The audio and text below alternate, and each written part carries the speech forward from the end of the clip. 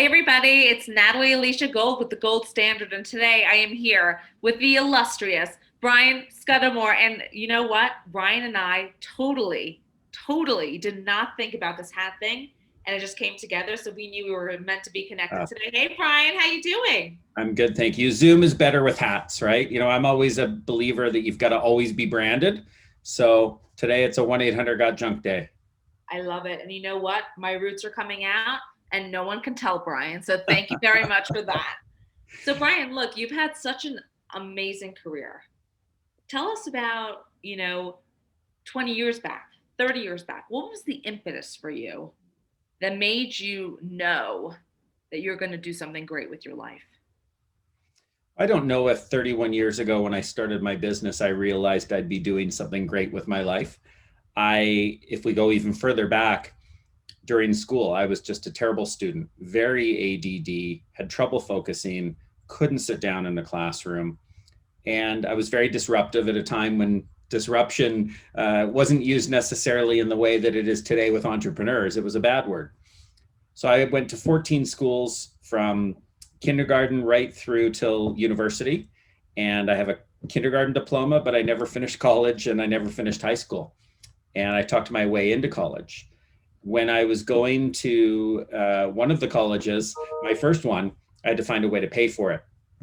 And I went and started a business. I was in a McDonald's drive-through. I saw a beat up old pickup truck, plywood side panels on the box. It said Mark's Hauling on the side of the truck. And I went, oh, there's something I could do.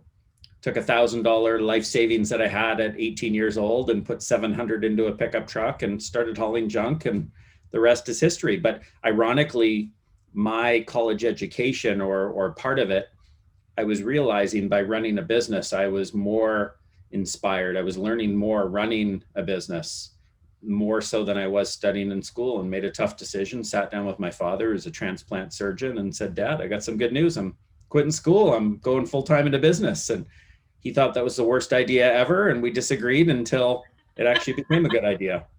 I love it. So, Brian, you remind me a lot of Gary Vee's kind of teaching. And I don't know if you like Gary Vee, follow Yeah, Gary. yeah, like Gary. I've met Gary. Yeah, he's a nice guy. And, Yes. what's amazing is truly this very industrial age revolution of you got to be good in school. You have to screw the screw on the assembly line. And Mm-hmm. that's what we're taught really in our educational. They call it reading, writing, and arithmetic, but it's sit down, shut up, screw the screw, baby. Totally. And you just saw really outside the lines of what's possible. And it took Um, courage. yeah, I'm very much. I've always realized. I think that, or as I've gotten older, that I'm a road less traveled kind of person.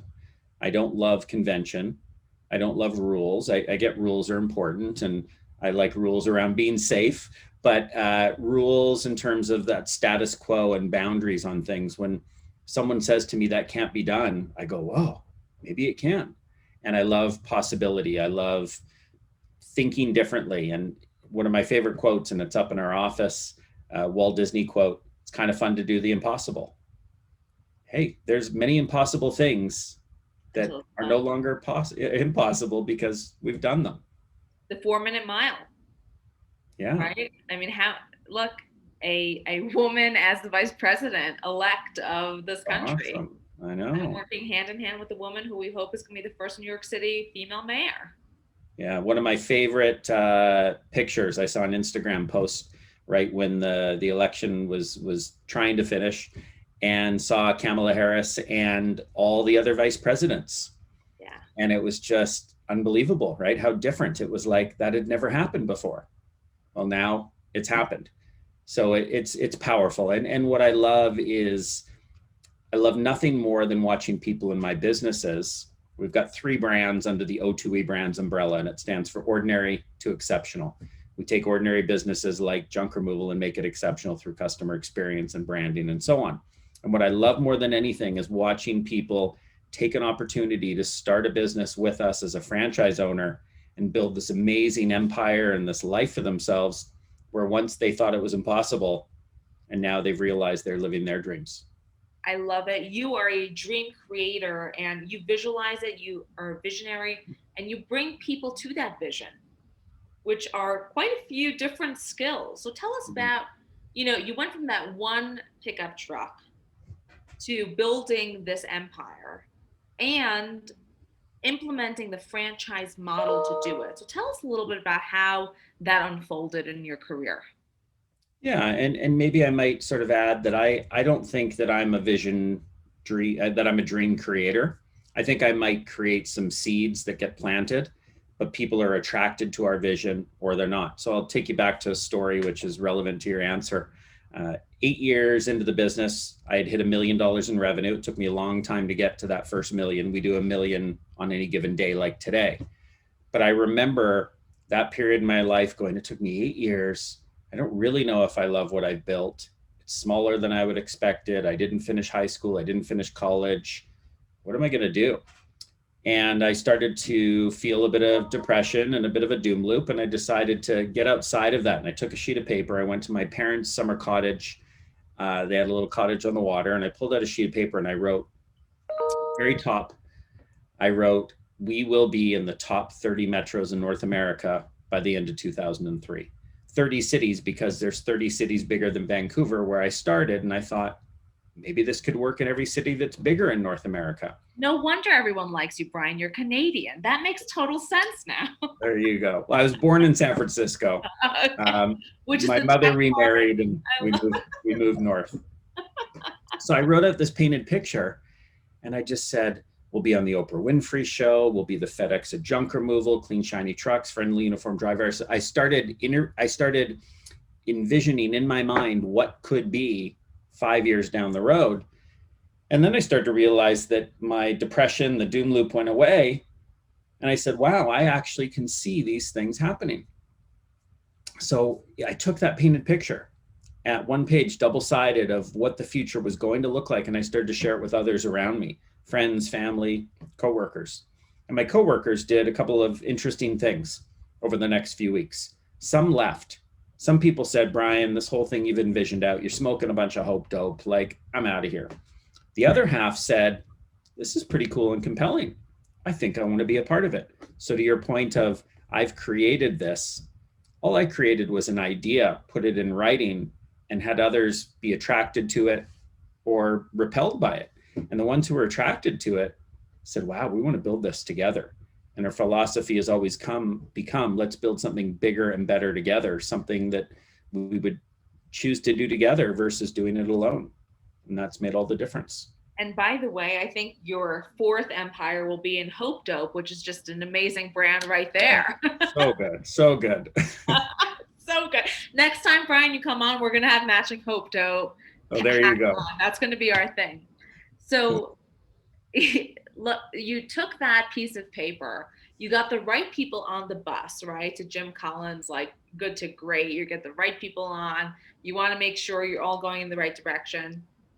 How did the franchising piece come into this 2-page written vision? Yeah, it was really me looking at what Ray Kroc had built with McDonald's. He took the McDonald's brothers model and said, okay, I want to cookie cutter this into different markets. And I've always loved what that business did. Not necessarily am I a big McDonald's food fan, but I love the model of take the recipe, proven recipe. If our owners follow it, they will be successful. I wanted to do that same thing. And I'm a social guy. While I'm working from home right now, like everybody, and it's hard, I love connecting with people and I love presenting a possibility for someone and what they could possibly do. Our first franchise owner, Paul Guy, based in Toronto, he used to run my Vancouver operation. And a couple of years after working together, I said, you're going back and forth across the country to Toronto to visit your girlfriend constantly. What do you think of starting the first franchise for 1-800-GOT-JUNK in Toronto? And his eyes lit up, sparkled. He got excited. We locked on to this possibility. He drove a truck, 5,000 miles across the country and started the business. Wow. And I told you, I did $1 million in business in my first 8 years. He did it in his first full calendar year because I had a recipe now that I had proven out, and he just followed the formula. And today, I think he's got 60 million in revenue across his businesses. So to feel it's not about the money, but the money becomes a bit of a measurement of the size and scope of what we've created. We've built a $500 million group of companies Wow. with people that come in and follow a recipe and are lit up. It's awesome. You're lighting me up. Just I feel with you, it's so much about like you are literally planting the possibility in these people's lives and watching that beautiful flower bloom. Mm. It's a fun thing to do.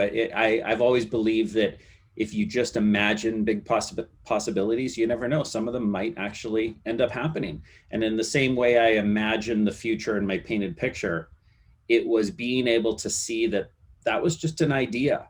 But once I've sort of put it in stone, wrote it down in ink and said, this is where I'm going, it became not the roadmap because it didn't tell me how to get there. It didn't say how we were going to get on the Oprah Winfrey show. It just said we would, and we did. So, by the way, if any of your listeners ever want to understand what a painted picture is from my perspective, they can certainly go on LinkedIn or any social medium and just send me a note at Brian Scudamore and say, can I see your painted picture? And I'll send it to you. And an article I wrote on how to create one, it becomes a little bit of it's a thing I love inspiring in others.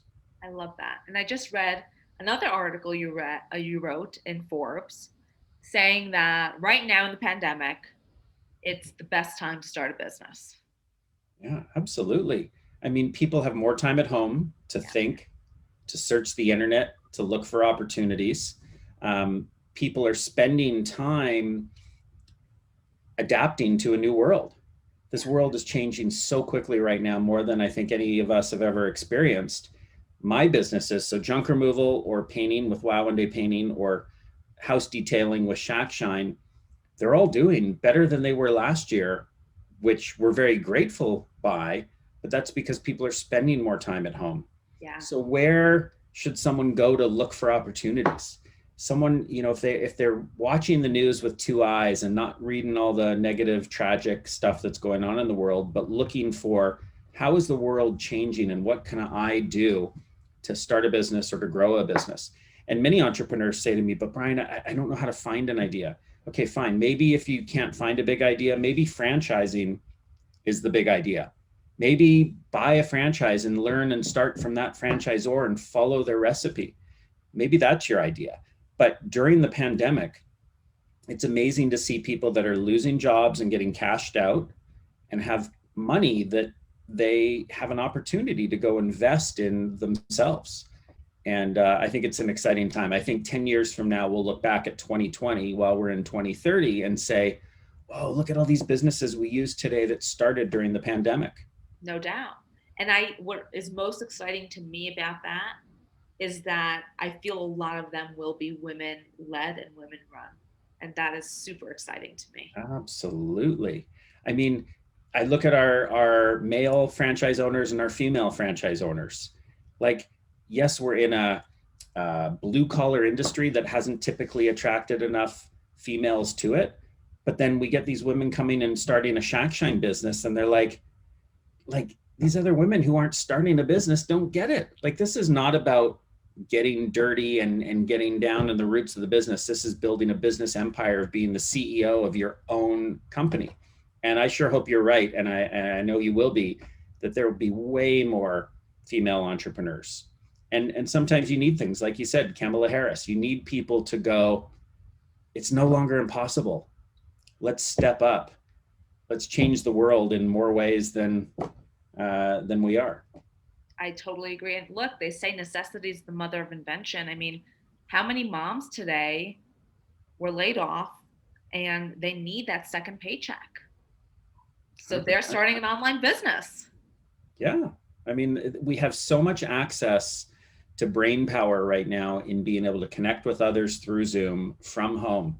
We have access to people that weren't previously available unless you were going to get on a plane and go meet with someone and make it through their gatekeeper and this and that. But now you can just reach out and connect with people. And it's amazing the Zoom calls you can have with someone to pick their brains, get their help. It's an unreal time. So, Brian, you have these three amazing empires running. What is your painted picture personally for 2030? Wow. So 2030, I'm not that far out yet. We certainly try and go 4 or 5 years ahead. But I think, while we're talking about the fact that we've created a $500 million business, 4 years from now we'll be $1 billion. 10 years from now we'll probably be a couple of billion or more. And it's not about the money, but again, the size and the impact of what we've created.